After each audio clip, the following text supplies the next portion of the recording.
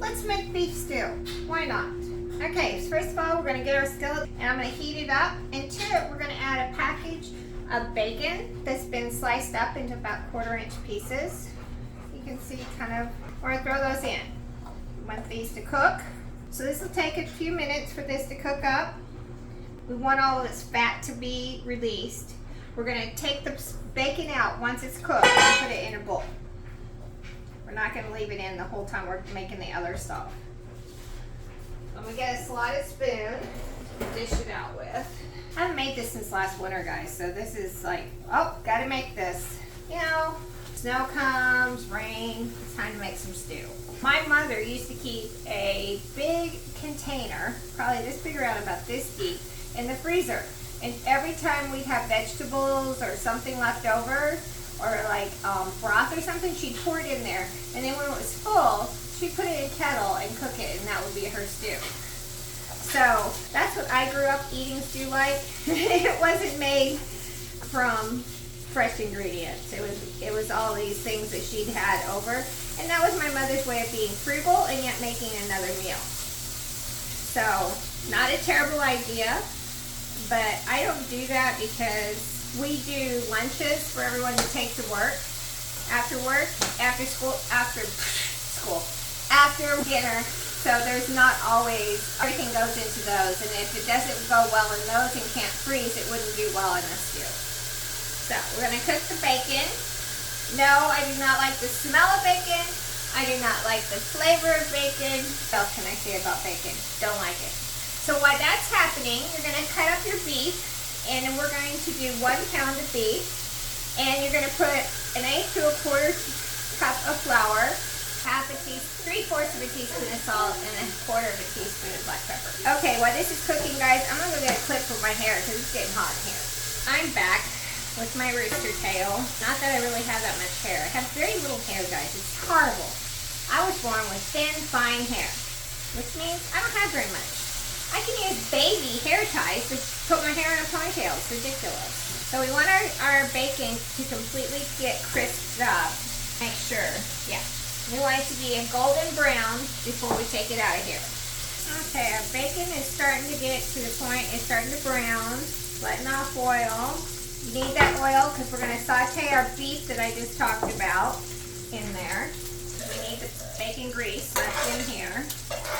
I realize you won't get it all, but we just need some. Also, I'm going to put into a slow cooker to cook till tonight's supper.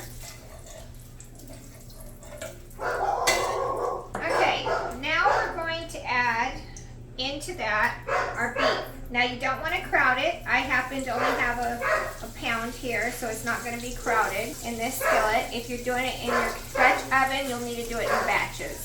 When it's done, we're going to put, after the beef gets done cooking on all the sides, we're going to put it in with our bacon. Okay, while you're cooking it, try not to mess with it. You're going to do it about 3 to 4 minutes on the side. So for me, it's best if I set a timer. Alexa, set a timer for 3 minutes. Now we're going to turn these over. So what we're trying to do is sear the juice in so our beef does not get dried out and overly cooked on the inside. This makes for a much more tender beef stew when you do it this way. Takes a hot minute, guys. Takes a hot minute to get these turned over.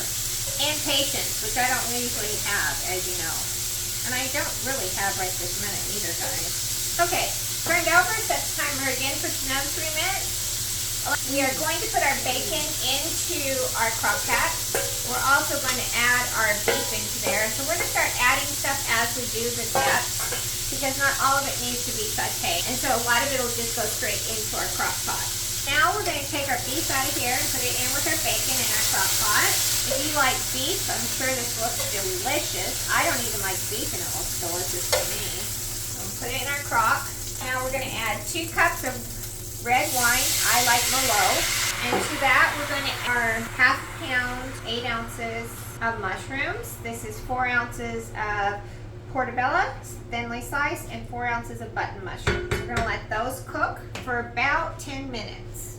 I set a timer for 10 minutes. Okay, now we're going to add a tablespoon of tomato paste. which I have from one of my previous things where I showed you where I save extra paste by the tablespoon in the freezer. That's where I took it from. So we'll get that mixed in there. It could be defrosted or not. Mine was slightly defrosted from being out since I started prepping. So it's all mixed in. Pour it in with our beef and our bacon without trying to make a mess, because I am a big Messerschmitt, as my mom always told me. So the next thing we're going to do is we're going to add 2 tablespoons of olive oil to our skillet. You can measure or just do whatever you want. And to that, we're going to add our sliced carrot, 1 sliced carrot, 1 medium onion sliced, and 2 cloves of garlic chopped. Okay? And we're going to saute this for about 4 minutes, guys.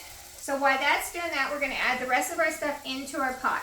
We need to add in our potatoes, which is about 1/2 pound of baby tomato potatoes cut up into chunks.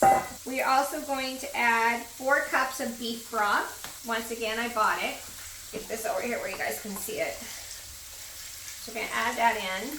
To that, we're going to add 2 bay leaves, 1 teaspoon of dried thyme, a teaspoon of salt, and 1/2 teaspoon of pepper to season all of our vegetables in there.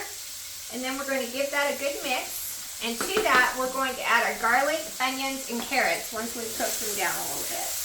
And then I'm going to set it on the slow cook section, and I'm going to let it sit, cook until supper time. And then it'll be ready to eat with some crusty bread, guys. It's a really easy meal. Okay, those look nice and soft. The onions are starting to turn brown.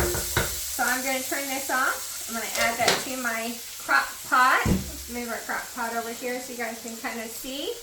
This will make about 4 to 5 servings. Depending on how big of eater your family is, it could make even more. Mix it up there. Look at that, guys. Doesn't that look good? Okay, so now we're going to put the lid on that. We're going to turn it on high until it gets to the point where I feel like it's cooked down enough. And then I'll turn it to low until we eat. Now, I know I had my husband at bacon. How many of the rest of you did I have at bacon? Probably most of you. Okay, I'll see you on the flip side, guys, when we get to eat it.